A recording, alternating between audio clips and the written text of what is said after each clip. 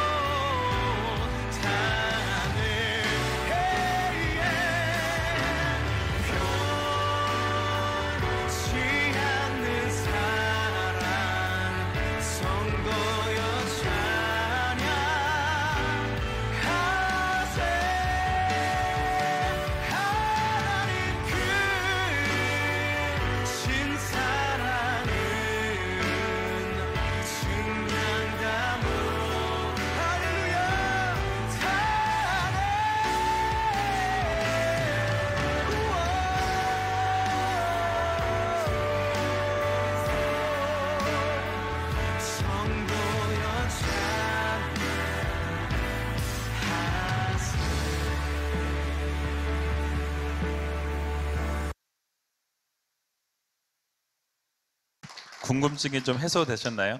예. 맨 마지막에 바이킴이라고 나왔죠? 예, 김성호 목사가 마무리했다는 거를 꼭 이야기해달라고 이렇게 예. 기도하면서 이게 왜 빨리 진행이 안 될까 이런 생각들을 했는데 다 하나님의 뜻이 있었습니다. 어쨌든 지금 생각에는 11월 첫째 주에 들어가는 것으로 지금 계획을 하고 있고요. 그래서 생명 대축제 때 기점으로 들어가서 또 성도님들 초대하고 그래서 새로운 예배당에서 함께 예배하는 것을 마음에 품고 있습니다. 어쨌든 여러분 이 모든 것이 잘 진행될 수 있도록 여러분 지속적으로 기도해 주시면 감사하겠습니다. 지난 월요일부터 복지관에서 모든 예배를 지금 드리고 있어요. 조금 불편하기도 하지만 나름대로 가까이서 얼굴을 뵈니까 더 좋은 것 같아요. 목소리도 잘 울리고 성가대 어때요? 좋죠? 소리 막 크게 들리고 뭔가 막 잘하는 것 같은. 지난 금요일에도 예배를 드리는데 정말 찬양 소리가 정말 너무 크고 좋더라고요.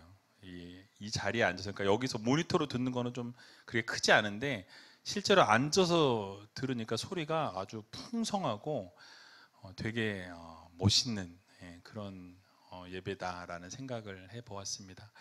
어쨌든 당장은 좀 불편하고 어색하지만 조금 견디면 아름다운 예배당에서, 완공된 예배당에서 아름다운 예배를 드릴 수 있다는 사실을 여러분 생각하시고 기억하시고 이 성전의 리모델링이 완공될 때까지 순조롭게 진행될 수 있도록 지속적으로 기도해 주시면 감사하겠습니다. 자, 오늘은 지난 시간에 이어서 마가복음 8장 말씀을 같이 살펴보려고 하는데요. 예수님께서 벳세다에서 소경을 고쳐주시는 장면의 앞부분을 지난번에 살펴보았습니다. 이 평상시에는 예수님께서 병자들을 고치시거나 치유하실 때를 보면 어떻게 하셨죠? 그 자리에서 바로 기도하시고 선포하시면서 병이 회복되어지고 치유되어지는 것을 우리가 일반적으로 보았습니다. 자, 그런데 이 벳세다에서 이 소경을 고치실 때는 그렇게 고치지 않으셨던 것을 우리가 알 수 있습니다. 그의 손을 붙드시고 마을 바깥으로 데리고 가셔서 그곳에서 선포하시고 고쳐 주셨다라는 사실이에요. 자, 왜냐하면 벳세다는 예수님의 능력을 많이 목격했음에도 불구하고 어땠습니까? 예수님을 메시아로 인정하지 않았을 뿐만 아니라 그를 받아들이지 않고 배척했다라고 말씀을 드렸죠. 그래서 소경을 고치실 때도 예수님께서는 한적한 곳으로 데리고 가셔서 마을 바깥으로 나가신 이후에 그곳에서 고치시고 어떻게 하셨어요? 아무에게도 이르지 말라라고 말씀하시면서 오늘 본문을 마치게 됩니다. 근데 그 과정을 좀 살펴보면 마을 밖에서 먼저 침을 뱉어서 눈에 바르시고 그리고 안수하셨다라고 이렇게 말씀합니다. 그리고 무엇이 보이느냐고 예수님이 물으시죠. 그럴 때 소경이 예수님의 그 물음에 반응한 본문이 바로 오늘 본문 말씀입니다. 자, 오늘 24절에서 26절의 말씀 같이 한번 읽어보겠습니다. 우러러 보며 가로되 사람들이 보이나이다. 나무 같은 것들에 걸어가는 것을 보나이다 하거늘 이에 그 눈에 다시 안수하심에 저가 주목하여 보더니 나아서 만물을 밝히 보는지라. 예수께서 그 사람을 집으로 보내시며 가라사대 마을에도 들어가지 말라 하시니라. 아멘. 자, 예수님께서 무엇을 보느냐, 무엇이 보이느냐라고 물으실 때 이 소경이 뭐라고 이야기하죠? 이 나무 같은 사람들이 뭐 이렇게 걸어가는 것이 보입니다라고 대답합니다. 그 말은 무엇이죠? 이게 명확하게 보이는 것은 아니다라는 것을 이야기하고 있어요. 무엇인가가 움직이고 있는데 나무 같은 것이 움직이는데 사람 같아 보이기도 하고 뭔지를 잘 모르겠지만 움직여지는 것이 희미하게 보인다라고 지금 이야기하고 있습니다.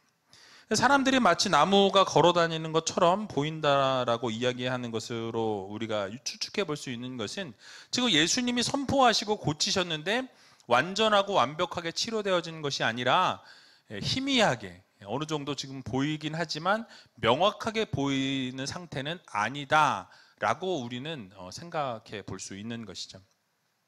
그리고 나서 예수님이 다시 한번 안수하실 때 어떻게 됩니까? 그때서야 명확하게 밝히 모든 것이 보이게 되었다라고 이렇게 설명하고 있습니다.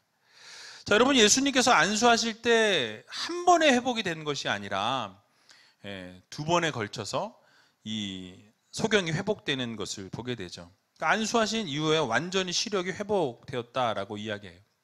그러니까 이 소경이 치유되어지는 과정을 보면 점진적으로 천천히 회복되어지고 치유되어져서 완전하게 치유되었던 것을 우리는 볼 수 있습니다. 자, 그런데 이렇게 점진적으로 치유하신 이유에 대해서 마가는 아무런 이야기를 하지 않고 있어요. 침묵하고 있다라는 것이죠. 그래서 그 의도를 정확하게 알 수 없어요. 왜 그렇게 하셨는지.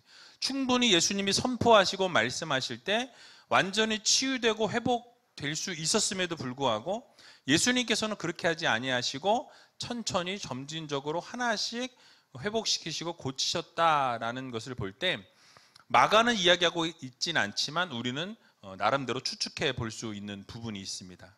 두 가지 정도로 생각해 볼 수 있는데요. 그 의도는 하나가 무엇이냐면 예수님의 주권적인 의지를 나타낸다라는 거죠. 보여주고 있다라는 거예요.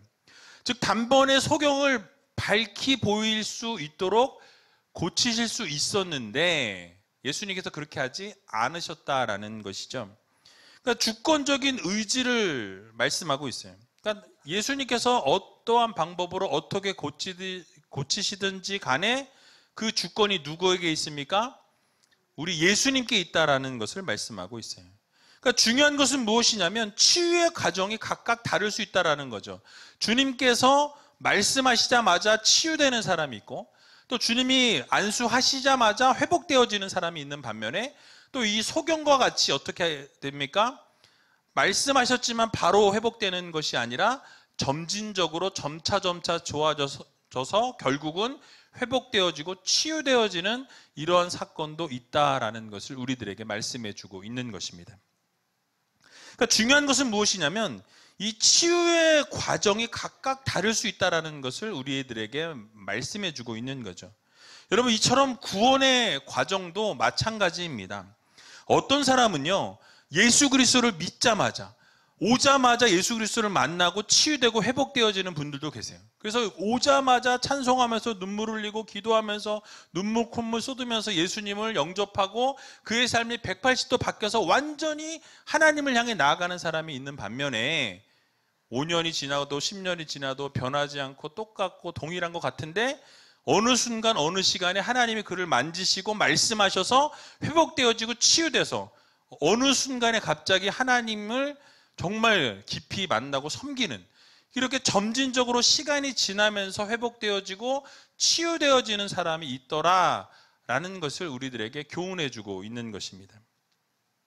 즉 예수님을 구주로 영접하면서 곧바로 성숙한 그리스도인이 되는 사람이 있는 반면에 어떤 분들은 바로 변화되지는 않으나 시간이 지나면서 점진적으로 점차적으로 하나님을 알게 되고 만나게 되고 치유되어지고 회복되어지면서 그의 삶이 바뀌어지는 분들이 계시는 것을 우리는 보게 된다라는 사실이에요. 그래서 이처럼 믿음이 성장하고 성숙되어지는 것이 천천히 이렇게 이루어지는 분도 계시다라는 것을 우리들에게 이 본문을 통해서 영적 의미를 생각해 볼 수 있는 것이죠. 또 한 가지는 예수님께서 이렇게 점진적으로 소경을 치유하신 데는 그 이유가 이 소경의 믿음을 상승시키기 위해, 더 그 믿음을 더욱더 굳건하게 하기 위해서 예수님께서 이렇게 점진적으로 고치셨다라고 우리는 추측해 볼 수 있습니다.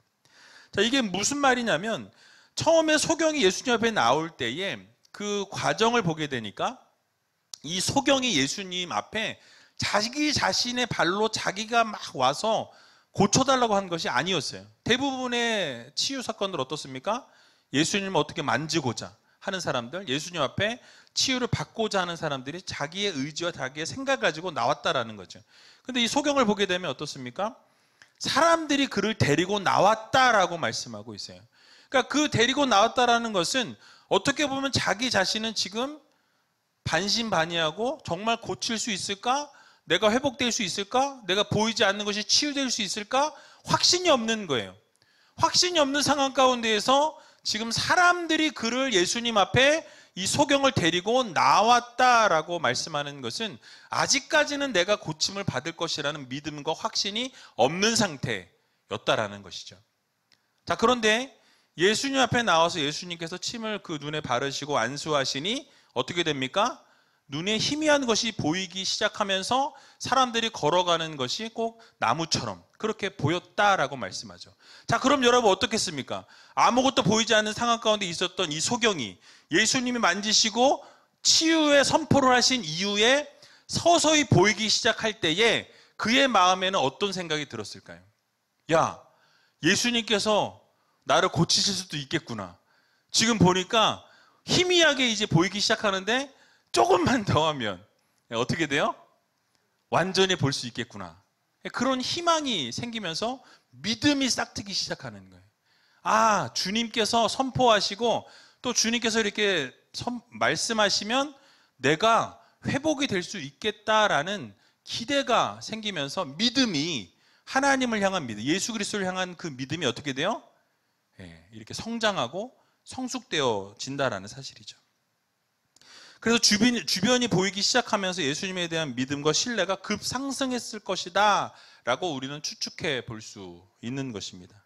결국 이런 과정을 통해서 소경의 마음속에는 예수님에 대한 확고한 믿음이 이제 생겼고, 예수님이 말씀하시고 선포하실 때 이제는 내가 고침을 받을 수 있을 것이라는 믿음이 그 안에 들어가게 되었다라는 사실이에요.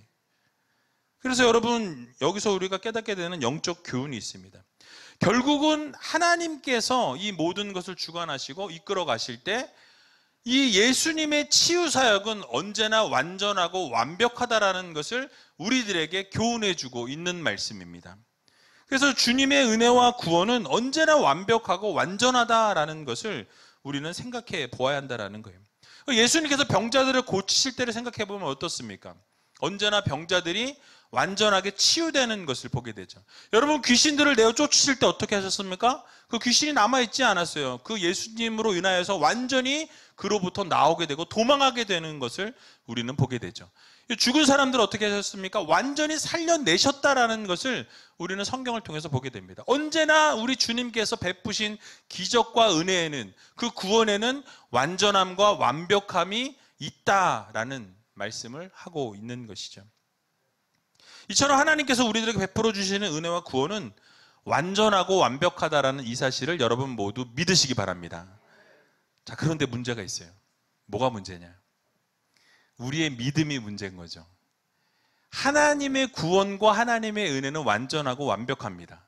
근데 그 구원을 받는 우리, 여러분들은 완전하지 못하고 완벽하지 못하기 때문에 때로는 흔들리고 때로는 의심한다라는 거예요. 특별히 고난이 찾아오고 어려움이 찾아오고 환난이 찾아오고 내가 생각한 것들이 다 이루어지지 않고 모든 상황이 다 막혀버리면 우리는 뭘 의심하기 시작합니까? 하나님의 은혜와 하나님의 구원을 의심하기 시작해요. 그리고 우리의 믿음은 어떻게 됩니까? 흔들리기 시작한다는 거예요. 좌로나 우로나 막 치우치면서 어디로 갈까? 어떻게 할까? 이렇게 되는 것이 우리의 마음이다라는 사실이에요. 그래서 여러분, 무엇입니까? 정말 하나님께서 나를 구원하신 것이 맞는가? 고난이 찾아오게 되면 정말 하나님이 나에게 은혜 주신 것이 맞는가? 나의 구원이 정말 흔들리지 않고 확실한가? 이게 막 흔들리기 시작한다라는 거예요. 여러분 보면은 어떻습니까? 내가 정말 받은 은혜가 이게 정말 진짜 받은 은혜가 맞는가? 왜요? 은혜 받았으면 막 기쁘고 즐거워야 되는데 막 확 이게 막 열이 받고 막 이러면서 분노가 일어나요. 그럼 내가 받은 은혜가 진짜 은혜인지 아닌지 이게 흔들린다라는 거예요. 모두가 잘 사는 것 같고 모두가 잘 되는 것 같고 모두가 즐겁게 사는 것 같고 행복한 것 같은데 나만 지금 불행한 것 같고 나만 안 되는 것 같고 나만 왜 이렇게 살고 있나? 라고 생각할 수 있다라는 사실이죠. 그럴 때 여러분 어떻습니까? 의심하고 흔들리게 된다라는 거예요. 내가 믿는 그 하나님이 정말 완전한 하나님인가? 완벽하신 하나님인가? 나를 인도하고 나를 정말 붙들고 계시는가에 대한 믿음이 흔들리기 시작한다라는 것이죠. 그러나 우리는 어떠한 상황과 환경 속에서도 잊지 말아야 될 것은 여러분, 하나님은 완전하고 완벽하신 하나님이십니다. 근데 그 하나님을 믿는 우리가 불완전하고 불신앙을 가지고 있기 때문에 완전히 믿지 못하기 때문에 그것이 문제가 된다라는 사실이에요. 하나님의 은혜는 끝이 없고 하나님의 구원에는 문제가 없다라는 이 사실을 여러분들 모두 믿으시기 바랍니다. 여러분, 과거의 이스라엘 백성들을 생각해 보면 그 과거의 이스라엘 백성들이 어떠했어요? 정말 하나님 앞에 부르짖고 기도하면서 자신들을 이 자리에서 탈출시켜 달라고, 벗어나게 해달라고 기도했죠. 부르짖었습니다. 하나님께서 그 부르짖음을 들으시고 모세를 세우셔서 이스라엘 백성들을 이끌어 내셨다라는 거예요. 출애굽하게 하셨는데 여러분, 그러면 어떻습니까? 그럼 끝까지 주님을 잘 믿고 신뢰해야죠. 근데 그들이 어떻게 됩니까? 먹을 것이 없을 때, 목이 마르기 시작하니까 원망과 불평을 끊임없이 하는 것을 보게 되죠. 계속 광야 생활 가운데서 어떻게 합니까? 지속적으로 하나님 앞에 원망과 불평했던 이스라엘 백성들을 우리는 성경을 통해서 보게 된다는 거예요. 그러니까 일관됐던 모습은 인내하지 못했고 언제나 원망과 불평으로 살아갔던 것을 우리는 보게 됩니다. 근데 그럼에도 불구하고 여러분, 하나님이 어떻게 인도하시죠? 그들을 어디로? 약속의 땅 가나안으로 인도하시는 것을 보게 됩니다. 그러니까 하나님께서는 약속하시고 말씀하신 것은 반드시 이루신다라는 거예요. 그러니까 하나님의 계획과 하나님의 섭리와 하나님의 뜻은 절대로 꺾여지지 않는다라는 거예요. 반드시 하나님이 말씀하신 것은 이루시는데 그 과정 가운데서 흔들리는 것은 뭐예요? 우리의 신앙, 우리의 믿음이 흔들린다라는 사실이에요. 여러분, 그래서 우리가 기억해야 할 것은 끝까지 하나님을 믿고 나아갈 때 결국 하나님께서 우리를 인도해 주신다라는 사실을 여러분들 모두 기억하시기 바랍니다. 그래서 베드로는 어땠습니까? 예수님을 배반하고 예수님을 부인하고 예수님을 저주했어요. 그러니까 주님께서 뭐라고 하셨습니까? 내가 나를 3번 부인하리라 라고 말씀하셨죠. 그럼에도 불구하고 베드로는 뭐라 그래요? 저는 절대로 그렇지 않겠습니다 라고 이야기했어요. 나는 절대로 주님을 배반하지 않습니다. 호언장담했습니다. 그런데 어떻게 됐죠? 예수님 말씀하신 그대로 그 일이 이루어졌다라는 거예요. 그리고 또 한 번도 아니라 3번씩이나 부인하고 예수님을 저주했다라고 성경은 말씀해요. 그런데 예수님께서 그 베드로를 그대로 두지 아니하시고 직접 다시 예수님이 찾아오셔서 그에게 말씀하십니다. 내가 나를 사랑하느냐? 3번 물으세요. 이 3이라는 숫자에 베드로는 아마 이 트라우마가 있었을 거예요. 내가 주님을 3번이나 부인해서 상처가 있었을 거예요. 아픔이 있었을 거예요. 그런데 주님께서 찾아오셔서 3번을 다시 물으시면서 내가 나를 사랑하느냐? 내 양을 먹이라, 내 양을 치라 말씀하시면서 어떻게 됩니까? 그를 다시 회복시키시고 그에게 사명을 주시고 다시 보내셔서 사도의 직분을 감당하게 하시는 것을 우리는 볼 수 있다는 사실이에요. 이처럼 우리 하나님의 사랑과 은혜는, 구원은 완전하고 완벽합니다. 우리가 흔들려서 그렇지, 우리에게 문제가 있어서 그렇지, 하나님의 구원과 은혜는 완벽하다라는 이 사실을 여러분들 모두 믿으시고, 정말 하나님 앞에서 어떠한 시련과 고난이 찾아올지라도 우리가 하나님을 향한 그 믿음과 신뢰, 또 은혜와 그 구원에 감사하면서 살아갈 수 있는 귀한 우이제일교회 모든 성도님들이 다 되시길 주님의 이름으로 간절히 축원합니다. 자, 이제 장면이 바뀌어서 베드로가 예수님을 향한 이 신앙 고백을 하는 장면이 소개되어 있는데요. 자, 예수님께서 제자들과 자리를 옮겨서 가이사랴 빌립보라는 마을로 들어가시게 됩니다. 근데 거기에서 갑자기 제자들에게 뭐라고 물으셨냐면, 자, 사람들이 나를 누구라 하느냐라고 물으세요. 그리고 너희는 과연 그럼 나를 누구라고 생각하느냐라고 물으시는 것을 보게 되죠. 자, 그럴 때 그 본문에 대한 부분이 27절에 30절에 나와 있는데요. 같이 한번 읽어보겠습니다. 예수와 제자들이 가이사랴 빌립보 여러 마을로 나가실새 노중에서 제자들에게 물어 가라사대 사람들이 나를 누구라고 하느냐?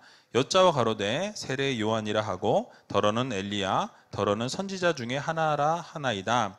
또 물으시되 너희는 나를 누구라 하느냐? 베드로가 대답하여 가로되 주는 그리스도시니이다 하매 이에 자기의 일을 아무에게도 말하지 말라 경계하시고. 아멘. 자, 예수님께서 수천 명의 사람들을 먹이시고 그것도 2번이라는 기적을 베푸셨던 것을 보게 되죠. 오병이어와 칠병이어의 기적을 나타내셨습니다. 그리고 그 사이에 많은 사람들을 고치시고 병자들을 살려내셨다라는 사실이에요. 자, 그럼에도 불구하고 제자들 어떻습니까? 여전히 예수님을 메시아로, 예수님을 구원자로 인지하지 못하고 인식하지 못하는 영적 무지함을 보여주었다라는 사실이에요. 그런데 여러분, 그렇게 영안이 가려져 있던 제자들이, 예수님이 누구신지 모르고 있던 그 제자들이 이 소경을 고치시는 그 사건을 통해서 영안이 함께 열려지게 되는 것을 보게 됩니다. 어떻게 알 수 있어요?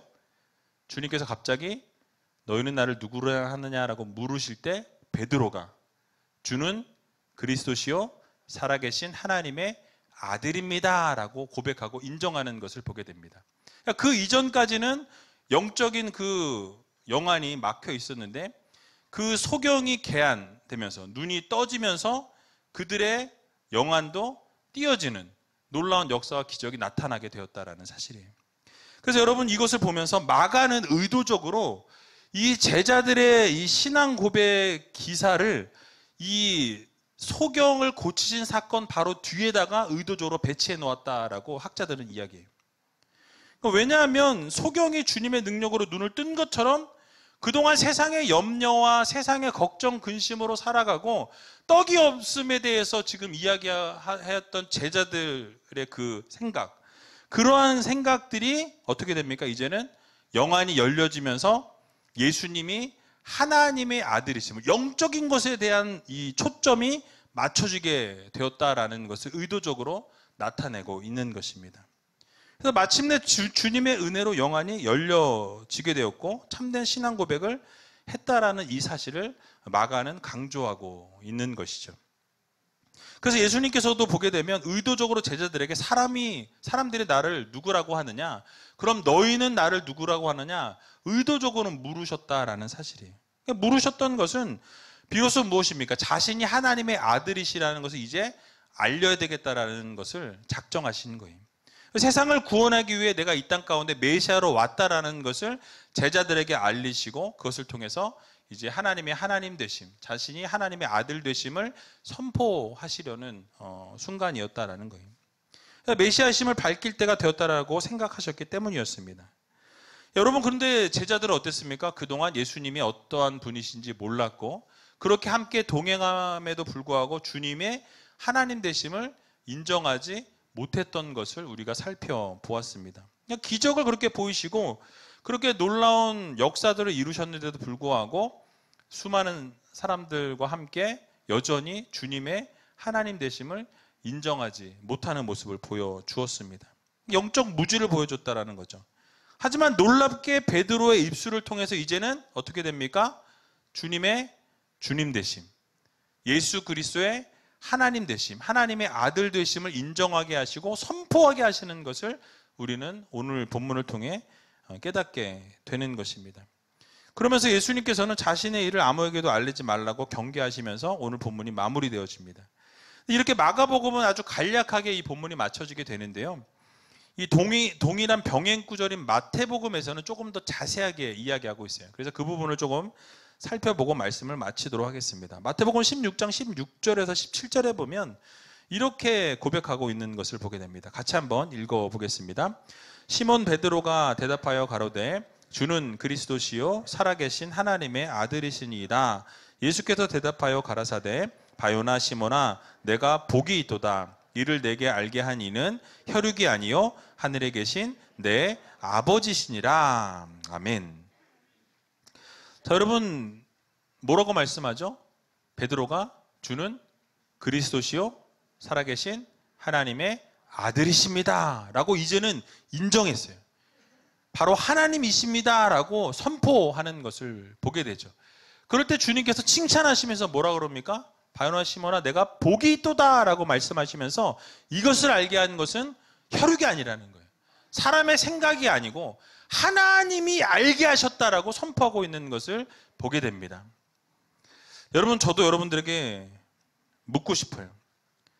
여러분, 만약에 주님께서 오늘 이 자리에 오셔서 너희는 나를 누구라 하느냐 라고 물으신다면 여러분 주님 앞에 뭐라고 대답하시겠습니까? 글쎄요, 누구신지. 여러분, 베드로가 고백한 것처럼 주는 그리스도시요 살아계신 하나님의 아들이십니다 라고 고백하고 인정할 수 있는 여러분들이 다 되시기 바랍니다. 그런 의미에서 한번 함께 외쳐보았으면 좋겠습니다. 주는 그리스도시요 살아계신 하나님의 아들이십니다. 주는 그리스도시요 살아계신 하나님의 아들이십니다. 아멘. 여러분, 믿음이 없으면 이 고백을 할 수 없어요. 믿음이 없으면 따라하라고 해도 이것을 따라하지 못합니다. 왜요? 인정하지 못하기 때문에, 받아들이지 못하기 때문에 이것을 고백하지 못한다라는 사실이에요. 그렇습니다. 예수님께서는 구약 성경에 예언되어 있는 이 모세와 선지자들이 그래서 오실이라고 선포되었던 그 메시아가 바로 예수 그리스도이시라는 것을 말씀하고 있어요. 그래서 구원자이시고 지금도 살아서 역사하시는 하나님의 아들이시다라는 것을 우리들에게 말씀해 주고 있는 것입니다. 여러분, 왠지 또 아들이라 그러면 왠지 성부 하나님과 이 성자 예수님 약간의 뭐가 있는 것 같아요. 이렇게 좀 격이 있는 것 같은 느낌이 들어요. 그죠? 아버지 하나님과 아들 예수. 그럼 왠지 뭔가 좀 이렇게 좀 차이가 있는 것 같이, 지위가 좀 낮아 보이는 것 같지만 성부 하나님께 조금 더 밀리지 않아요. 성부 하나님과 동등된 하나님이시라는 것을 여러분 모두 믿으시기 바랍니다. 그러므로 우리가 교회를 다니고 하나님 앞에서 예배를 드리고 주님을 믿는다고 고백하고 시인하고 인정할 때 그 밑에 깔려 있어야 될 것이 무엇이냐? 바로 베드로의 신앙 고백이 우리의 믿음 안에 깔려 있어야 한다라는 거예요. 여러분들이 어디를 가든 무엇을 하든 예수 그리스도는 주이시다. 주님께서는 하나님이시다. 하나님의 아들이시고 본인이 하나님이시다라는 것을 여러분 마음 깊이 새기시기 바랍니다. 그래서 여러분, 우리 예수님께서 우리의 구원자이시고 하나님의 아들이시고 하나님이심을 믿는 믿음이 그 안에 있어야 된다는 거예요. 성경을 관통하는 주제가 바로 이것입니다. 바로 예수님은 하나님이시다. 예수님은 구원자이시다. 예수님은 영원히 죽을 수밖에 없었던 우리들을 영원한 생명으로 옮겨주신 메시아이시다라는 이 사실을 여러분들 모두 믿으시기 바랍니다. 그럴 때 여러분들에겐 구원이 임하는 거예요. 여러분들의 놀라운 하나님이 여러분들의 생명을 주관해 주시고 영원한 생명을 허락해 주신다라는 사실을 여러분 모두 기억하시기 바랍니다. 그래서 요한복음 20장 31절에 보면 요한이 이렇게 기록하고 있습니다. 같이 한번 읽어보겠습니다. 오직 이것을 기록함은 너희로 예수께서 하나님의 아들 그리스도이심을 믿게 하려 함이요 또 너희로 믿고 그 이름을 힘입어 생명을 얻게 하려 함이니라. 아멘. 자, 요한이 성경 이 요한복음을 기록한 목적, 그 이유에 대해서 밝히고 있어요. 뭐라고 이야기하죠? 예수님께서 하나님의 아들이시라는 것을 믿게 하기 위해서 내가 이 성경을 기록했노라 라고 선포하고 있어요. 그러니까 요한복음을 기록한 목적, 바로 예수님이 하나님의 아들이시고 바로 하나님이시다라는 것을 선포하기 위해서 이 요한복음을 기록했다라고 말씀하죠. 그러니까 복음의 핵심, 복음의 중심에는 누가 계십니까? 예수 그리스도가 계시다라고 말씀하고 있는 거예요. 그리고 그 예수를 믿고 그 이름을 힘입어서 어떻게 됩니까? 생명을 얻게 하기 위해서 내가 이 요한복음을 기록했다라고 말씀하죠. 결국 여러분이 예수 그리스도를 믿는 그 믿음으로 영원한 생명을 얻게 하시기 위해서 이 요한복음을 하나님이 요한을 통해서 기록하셨다라고 말씀하고 있는 것입니다. 그래서 여러분, 예수님께서 하나님의 아들이시고 그리스도이시라는 사실을 여러분들 오늘 이 시간 마음 깊이 꼭 새기시고 이 진리의 말씀을 믿으며 살아갈 수 있는 여러분들이 다 되시기 바랍니다. 결국 우리가 믿어야 할 중심에는 누가 계시죠? 바로 우리 예수 그리스도가 계시다라는 거예요. 복음의 핵심은 결국 우리가 믿는 예수 그리스도이시고 하나님의 아들이시다라는 거예요. 여러분, 이 사실이 빠지면 복음이 아니에요. 진리가 아니다라고 말씀드릴 수 있는 것입니다. 오늘 이 자리에서 예수 그리스도께서 우리의 구원자이시고 우리의 메시아 되시고 생명이시라는 것을 여러분 마음 깊이 새기시면서 예수님의 이름을 믿고 시인함으로 구원에 이를 수 있는 여러분들이 다 되시기 바랍니다. 결국 이렇게 신앙을 고백한 베드로에게 예수님께서 뭐라고 말씀하셨습니까? 이를 알게 한 이는 혈육이 아니요 뭐예요? 아버지 하나님께서 알게 하셨다라고 말씀하죠. 즉 베드로가 주님을 알게 된 것은 그의 노력이나 그의 공로나 그의 지식이나 그의 지혜가 아니었다라고 말씀하고 있어요. 무엇에 근거해서? 하나님께서 직접 알려주셔서 그를 깨닫게 하시고 선포하게 하셨다라고 성경은 말씀하고 있는 것입니다. 결국에 그렇게 베드로가 선택이 되어서 귀하게 쓰임받은 것 역시 하나님의 은혜요, 하나님의 놀라운 축복이었다라는 것을 말씀하고 있어요. 결국 주님께서 뭐라고 약속하십니까? 너의 그 신앙 고백 위에 내가 교회를 세우겠다고 말씀하세요. 교회는 그 베드로의 신앙 고백 위에 주는 그리스도시요 살아계신 하나님의 아들이십니다라고 고백한 그 고백 위에 교회가 세워지게 되었고 오늘까지 이르게 되었다라는 사실을 여러분들 모두 믿으시기 바랍니다. 그러면서 베드로에게 뭘 약속하세요? 천국의 열쇠를 주겠다고 말씀하시죠. 그래서 땅에서 무엇이든지 매이게 되면 하늘에서도 매일 것이요, 그러니까 땅에서 풀게 되면 하늘에서도 풀리리라고 말씀하시는 것을 우리는 볼 수 있다는 것입니다. 여러분, 오늘을 살아가는 우리들에게도 마찬가지예요. 여러분들에게도 주님을 주로 인정하고 시인하고 고백하는 자들에게는 영원한 생명을 주시고 천국 열쇠를 여러분들에게 주셨다라는 사실을 여러분들 모두 믿으시기 바랍니다. 그래서 여러분 얼마나 이 축복입니까? 우리에게 영원한 천국을 주셨고 천국의 열쇠를 여러분들에게 주셨다라는 거예요. 그 천국 열쇠가 누구예요? 예수 그리스도이세요. 그 예수 그리스도를 믿는 그 믿음, 그 예수 그리스도를 믿는 그 신앙 고백, 그것을 통해서 여러분들에게 영원한 생명이 주어졌다라는 이 사실을 여러분 모두 믿으시고 우리를 영원한 죽음에서부터 해방시키시고 영원한 천국을 주신 그 주님 앞에 감사와 찬송을 올려드릴 수 있는 귀한 우이제일교회 모든 성도님들이 다 되시길 주님의 이름으로 간절히 축원드립니다.